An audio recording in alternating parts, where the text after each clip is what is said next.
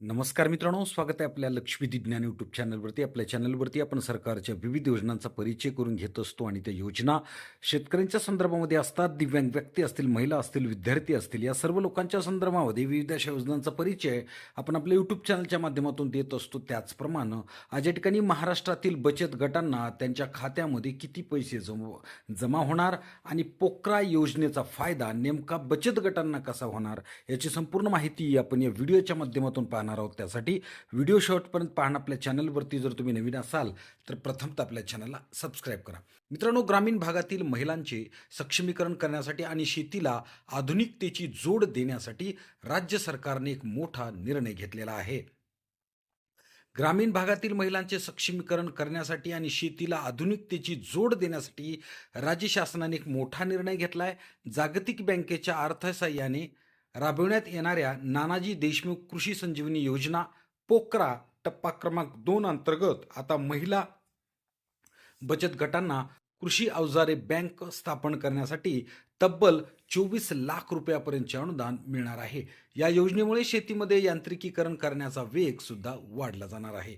मजुरावरील अवलंबित्व कमी करणे तसेच शेतीची कामे वेळेवर कमी वेळात व कमी खर्चात पूर्ण करणे या उद्देशाने सध्या पारंपरिक पद्धतीऐवजी शेतकऱ्यांना कल यांत्रिकीकरणाकडे वाढत आहे. मात्र अल्प व अत्यल्प भूधारक शेतकऱ्यांना महागडी कृषी यंत्रसामुग्री खरेदी करणे कठीण जाते, आर्थिकदृष्ट्या परवडत नाही. ही अडचण ओळखून गट स्तरावर भाडे तत्वावर यंत्रे उपलब्ध करून देण्याचा भाग म्हणून कृषी विभागातर्फे हा प्रकल्प राबवला जात आहे. यामुळे शेतामधील मजुरीचा खर्च कमी होऊन कामांना गती मिळणार आहे. विशेषतः हवामान बदलाच्या काळात वेळेवर पेरणी आणि काढणी करण्यासाठी ही यंत्र गेम चेंजर करणार आहेत. कोणाला घेता येईल लाभ? या योजनेचा लाभ घेण्यासाठी शासनाने काही निकष निश्चित केले आहेत.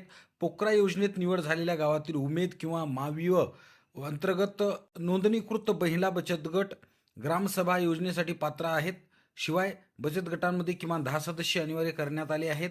एका गावातून एकापेक्षा जास्त अर्ज आणल्यास नॉटरी पद्धतीने निवड केली जाईल. ज्या गटांनी यापूर्वी इतर कोणत्याही शासकीय योजनेतून कृषी अवजारे बँकेचा लाभ घेतला नसेल, अशा योजनेसाठी गटांना पात्र करण्यात येईल. त्यासाठी या योजनेत बचत गटांना प्रकल्प मूल्याच्या 60% अनुदान दिले जाणार असून अनुदानाची कमाल मर्यादा 24 लाख रुपये असणार आहे. जर प्रकल्पाची किंमत 20 लाखापेक्षा जास्त असेल तर संबंधित गटाला बँक कर्ज घेणे बंधनकारक आले आहे. लाभ घेणाऱ्या बचत गटांनी आपल्या भागातील पीक पद्धतीनुसार ट्रॅक्टर अवजारासह BPF यंत्र, बेड मेकर, पेरणी यंत्र, मळणी यंत्र, इतर हवामान अनुकूलक अवजारे निवड करण्याची मुभा देण्यात आलेली आहे. आता नेमकं अर्ज कुठे करायचा? इच्छुक महिला बचत गटांनी APO DBT पोर्टल या वेबसाईटवरती किंवा मोबाईल ॲपवरती ऑनलाईन अर्ज करायचा आहे. अर्जासोबत गटाचे बँक तपशील, कागदपत्रे अपलोड करणे आवश्यक आहे. शेतीचा विकास तसेच उत्पन्न वाढण्यासाठी महिला बचत गटांनी या योजनेचा लाभ घेणं अत्यंत आवश्यक आहे.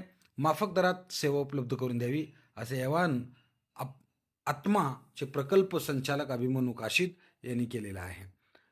त्यासाठी तुम्हाला तुमच्या गावातील किंवा तुमच्या गावाशेजारील कुठल्याही CSC सेंटरवरती जर तुम्ही गेले आणि त्या ठिकाणी सुद्धा तुम्ही या योजनेची माहिती विचारली तर नक्कीच तुम्हाला सांगतील. हा व्हिडिओ जर आवडला असेल तर इतरांना सुद्धा शेअर करा. आपल्या चॅनलवरती जर तुम्ही नवीन असाल तर प्रथमतः आपल्या चॅनलला सबस्क्राईब करा. धन्यवाद.